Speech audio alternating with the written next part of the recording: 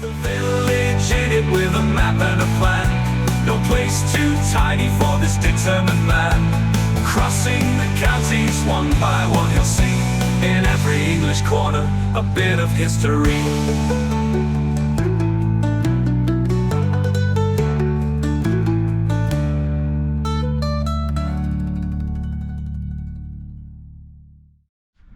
Welcome back to the Derbyshire Dales again, everybody. Now, this one's going to be a bit more like it because last week you saw Brushfield, which was really, really small. Well, this one's definitely a bit bigger. And there's some big hills to climb in this one as well.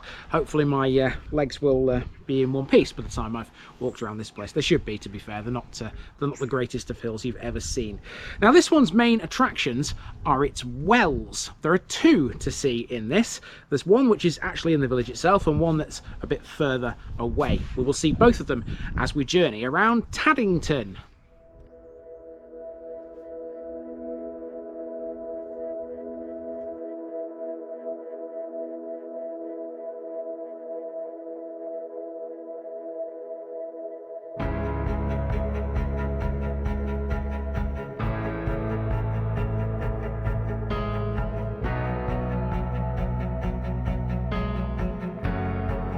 Taddington, Tadder's Farm. This weekend we continue our journey through the Derbyshire Dales, inching ever closer to Buxton. This is Taddington, which lies just to the east of that town. It's just off the A6 between Buxton and Bakewell, although it used to be on the former route of that road. Today it's bypassed by the modern version. The population of the parish is recorded together with neighbouring Blackwell in the Peak and Brushfield, seeing as they are too small to have their own details. Taddington occupies a patch of ground that's over 1,100 feet above sea level, making it one of the highest villages in the country. Taddington Moor lies to the west. The village grew up around farming and quarrying for limestone and lead. From 1863 until 1967, it was served by Millersdale Railway Station, some 2 miles away. We'll see that when we get to Wormhill. Although it's not known for much, there are two features that attract tourists, mainly Dales ramblers and hill walkers.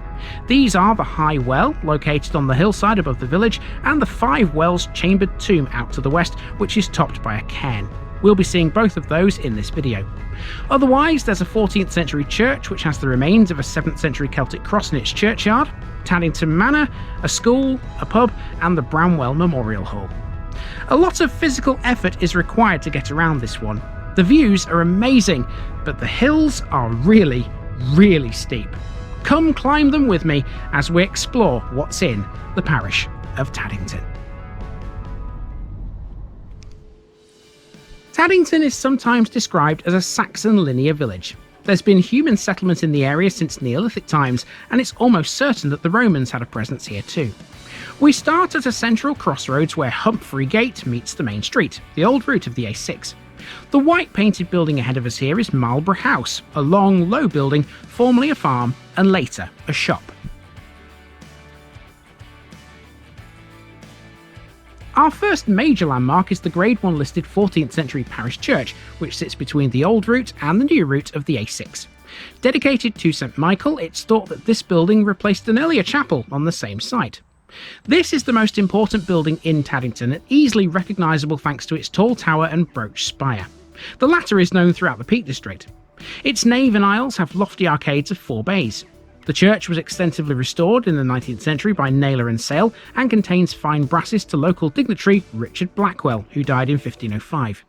It has been said that perhaps St Michael's restoration was inspired by the Cathedral of the Peak in Tideswell. One of its most notable features is in the churchyard. That would be the remains of a 7th century Celtic cross. The 2-metre high shaft is decorated with an unusual chevron-based pattern. It was at one time used to support a sink in the wall of a nearby pub. So out the front of the church here there are 2 really, really old gravestones. Now, I don't know who this one belongs to, but the date on it is 1754, so that tells you just how long ago these 2 died.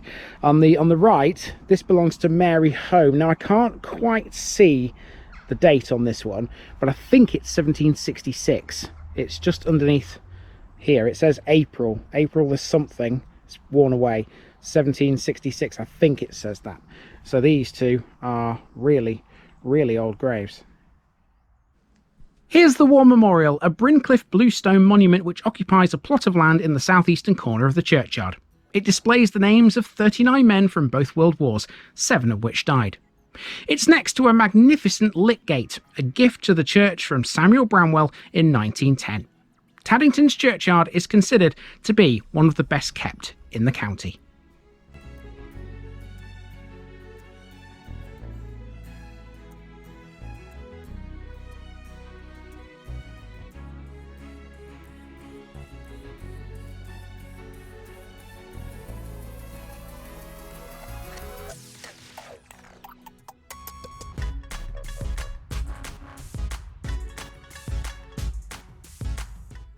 On the next corner we have the former Star Inn. At one time this housed part of a Norman font, presumably from the village church, which was used to wash the mugs and tankards. No longer a pub, it's now been converted into a set of 3 self-catering holiday homes. These 3 cottages all have their own story. Star House is the former pub, and one of the smaller adjoining cottages, which dates back to 1750, used to be the Oddfellows meeting room. Today there are 9 bedrooms here in total, with a mixture of doubles, twins and bunk beds to cater for groups of all different shapes and sizes. Star House has 5 bedrooms, whilst the other 2 properties have 2 apiece. Star House also has an impressive sunken conservatory, an amazing hexagonal focal point with a glass ceiling. Its flexible dining space can cater for up to 24 guests.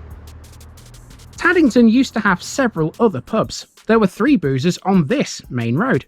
Some 19th century census returns and maps variously named this street as something else, usually London Road. At that time it was part of the main London to Manchester route. However, trade soon dwindled after the A6 bypass was opened in 1937, and now only 1 pub remains here. Let's head for that next.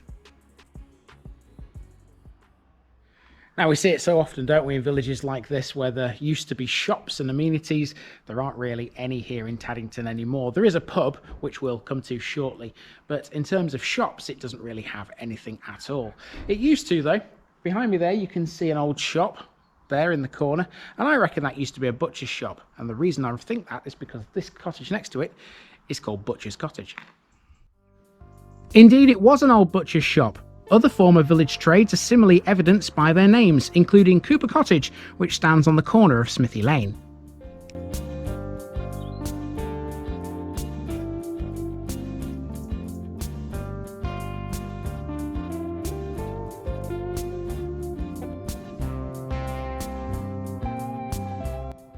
This is the Queen's Arms. It used to be known as the Miners' Arms, but changed its name to mark the Diamond Jubilee of Queen Victoria.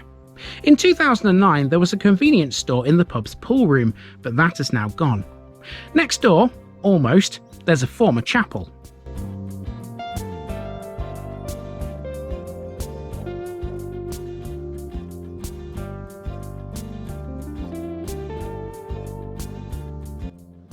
This was for the Primitive Methodists and was either built or opened in 1903 according to its datestone. Originally, the Primitives had another older chapel built in 1843. That was eventually replaced with this newer building, which is now a house. This isn't the only chapel the villagers ever had. A much earlier building, founded in 1833, can be seen on old maps, labelled as a Wesleyan Methodist chapel. That, though, has now been demolished. Next we have the village hall, which is better known as the Bramwell Memorial Institute. This has a history that begins in 1907. It was initiated by Samuel Bramwell of Taddington Hall, which stands opposite. He converted it from a former agricultural building into a communal hall. It was originally called the Taddington Social Club and was initially for men only. Today it acts as a hub for the community, with many of the village clubs and societies hosting their events here. There are 3 rooms for hire. The main hall with a stage which holds 120 people, and 2 smaller rooms, one of which is carpeted and suitable for workshops, whilst the other is a small meeting room with kitchen facilities. Now, around the back of the Memorial Institute there's a playground which I'll show you. Here we go. Up this little track here over that little cattle grid. There is the playground down there. Now, we're not going into the playground, instead we're going up the track at the side of it, and this is where we need to start climbing a hill. We're off towards the High Well. Along with hill farming, quarrying has been the main occupation in Taddington for hundreds of years, whether that be for limestone rock or the minerals that it contains. Evidence of early lead mining lies all around, especially in the numerous hillocks of overgrown spoil heaps which scar the landscape around Taddington Moor and the now disused Humphrey Gate Quarry. High on the hill opposite the quarry is an abandoned recreation ground with impressive views across the valley. About 2/3 of the way up this hill is a stone memorial with a bench, an ideal place to take a breather from this steep climb. This is another war memorial, again for World War I. Nearby, encircled by a protective dry stone wall, is the High Well. This has supplied the village with a constant supply of natural spring water for centuries. Its location is unusual, lying as it does high above the village. Although it looks neglected, it was restored a while ago after years of neglect. This followed the connection of the village to a mains water supply. The site consists of a circular pool on the outside of the wall and a long rectangular pool inside, which is fed by a spring emerging from the rock face. A well dressing ceremony focused on the High Well takes place here every year.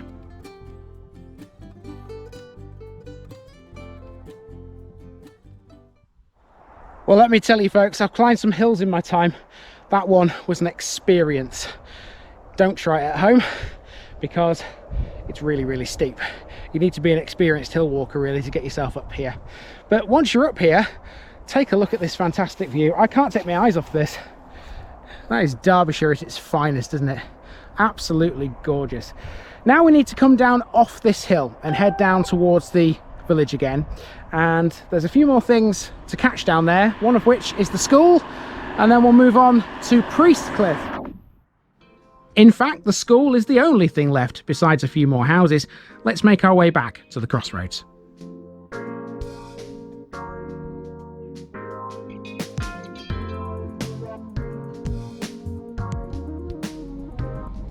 I opted to take the car up to the school. This is School Lane, which leads off the main road and past the old parsonage.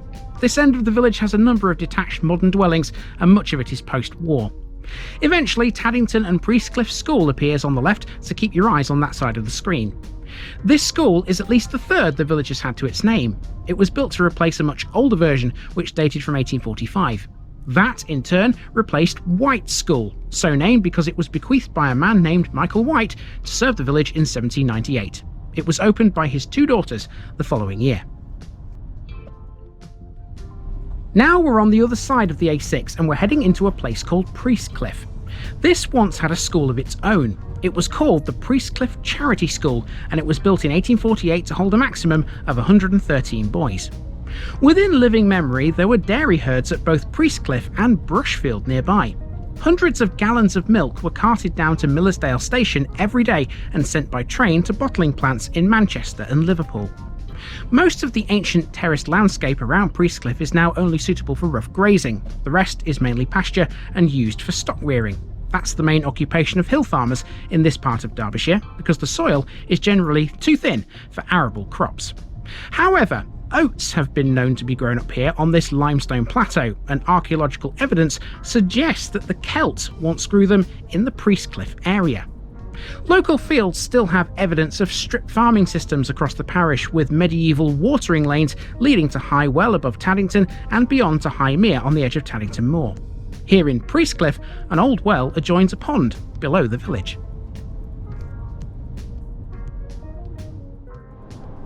Just before we leave Taddington and Priestcliffe behind, there's one final landmark, the Waterloo Inn. This can be found further along the A6 towards Buxton.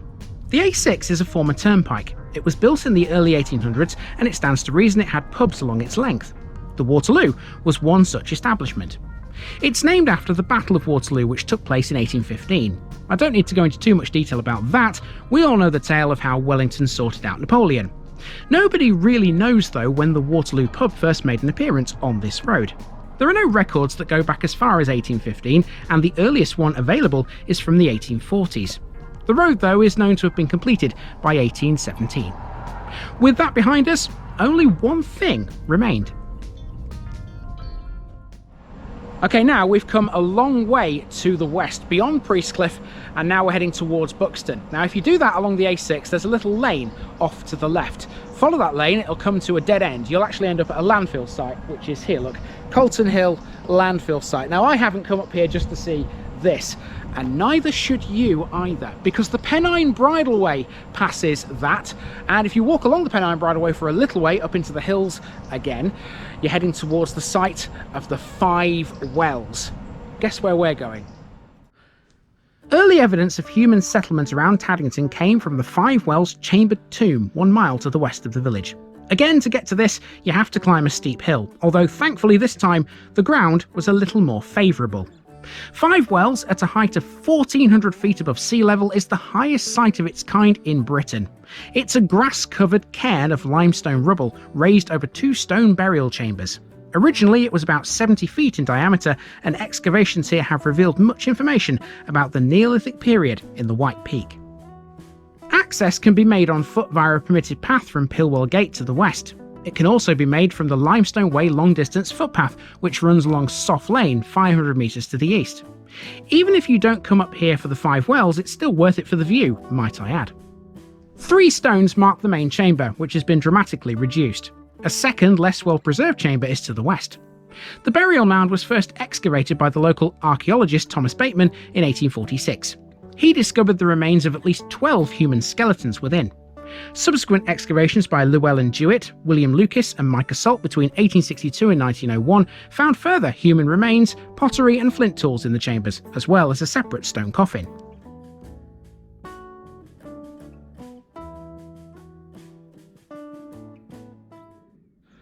I probably look terrible right now because I'm sweating so much from climbing the hill. But I tell you what, it ain't half worth the effort. If you come up to the 5 Wells, you get Derbyshire scenery, and it's breathtaking. Absolutely, absolutely breathtaking. But I can't stand up here all day. We've still got more villages and parishes to cover. So I'm going to make my way back down off this hill and jump back into the car and move on to the next one. And folks, we are done with Taddington. What a fabulous place this is, but then we're so used to saying that in the Derbyshire Dales. It's no wonder people come here for holidays. Tomorrow we'll see one of the local villages where you could potentially stay if you wanted one yourself. Let's get down off this hill and go and find it. See you soon.